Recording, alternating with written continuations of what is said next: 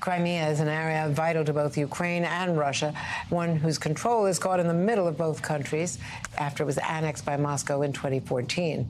NBC's chief international correspondent Keir Simmons and his team were the first to enter Crimea since the Ukraine invasion began, giving a rare inside look at life inside the contested territory. President Putin's warplanes targeting the besieged town of Bakhmut. Russia is destroying Ukraine's defences there, President Zelensky said overnight. Again, calling for Western combat aircraft. His ultimate objective is taking back Crimea. In October, an explosion rocked President Putin's prized bridge to the peninsula. Putin blamed Ukraine's special services. Kyiv never admitted responsibility. We crossed into Crimea by train, across what the United Nations calls Ukraine's internationally recognized border. This is where that explosion hit this bridge last October at around this time in the morning. The bridge was fully reopened just last week. Inside, the territory is teeming with Russian soldiers. And if Ukraine plans to take it back with force, many civilians will be caught in the middle. 2.4 million people live here. In Sevastopol, large numbers support Russia.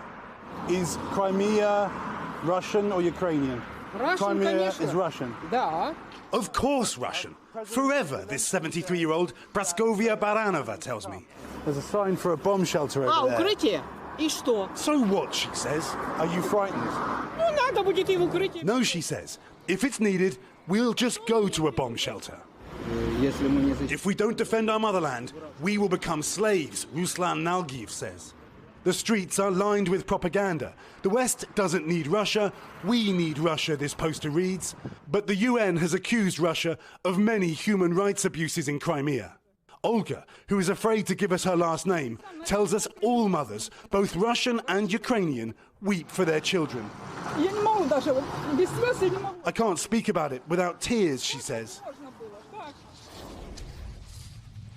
And joining me now is NBC News chief international correspondent Keir Simmons from Crimea. Keir, President Zelensky vowed on Sunday to take back Crimea. How realistic is that? The people there whom you spoke to view themselves as Russian. That's right. From those people that we spoke to, it seemed unrealistic. And Andrew, I want to show you some new picture that we filmed yesterday at the port of Sevastopol. Now, this is the closest that any US news crew has got to the Russian Black Sea Fleet in many, many years. What you're seeing here are President Putin's ships at that port. Why it's important is because Vladimir Putin will be determined to defend that port, to not have it taken away from him. He may well do pretty much anything to try to achieve that, and the reason why is because it is so strategically important to Russia. But here's the irony: the fact since he launched that invasion a year ago in Ukraine, the Ukrainians now will be determined not to have the Black Sea Fleet there, potentially threatening their coast for years to come. So it is a very, very dangerous standoff that suggests that this could pan out for some time to come. It's hard to see how you reach a negotiation over that. And there in Sevastopol, Andrew, I've got to tell you, I mean, there was just military everywhere, absolutely everywhere. It is a military town. So again, when, for example, Victoria Nuland talks about, at the very least, we want Crimea to be demilitarized, I found myself standing there and wondering, how on earth does that happen? And Keir, we keep hearing that Crimea is exactly what NATO and the U.S. fear Zelensky will try to go into with long-range weapons, maybe even with those F-16s if he ever were to get them, which I don't think he will, not in the near term. They're worried that that is a tripwire for Vladimir Putin. What is your take on that?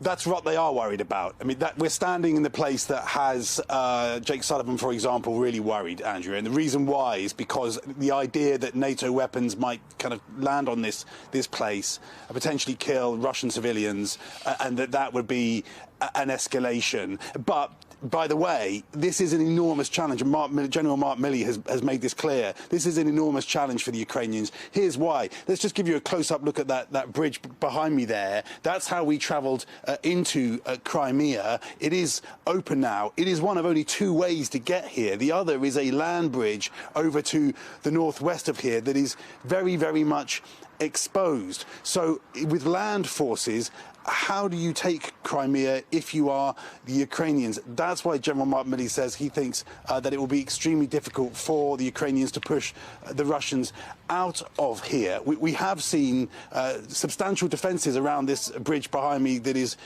President Putin's pride and joy, Andrea, and that's not surprising. But as we saw in my piece, I mean, we also know that the Ukrainians have wanted, or at least they haven't admitted it, but it seems pretty likely that it was the Ukrainians, that they've wanted to target that bridge behind me there. Again, if you take down that bridge, how do the civilians leave? These are very, very difficult questions if we do get to the point where Crimea is an objective that the Ukrainians realistically can look at militarily.